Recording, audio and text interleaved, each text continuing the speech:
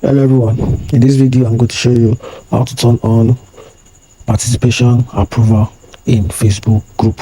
So for you to do that, you have to open your Facebook app on your iPhone.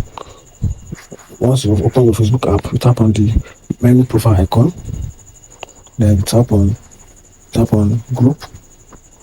Once you tap on group, now hop here and tap on join groups. Once you do that, then you're going to come to the group you want to set approval for the participation. Then you tap on it. Once you tap on the group, then you tap on manage. Once you tap on manage, another page will pop up which is manage groups. Under it, you're going to scroll down a little and come and tap on group settings. Once you tap on group settings, then you're going to scroll down a little.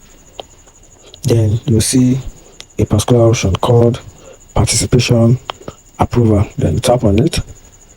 Then you tap on to check the circle box. Then tap on save. If you find this video helpful, like and follow for more. Thank you.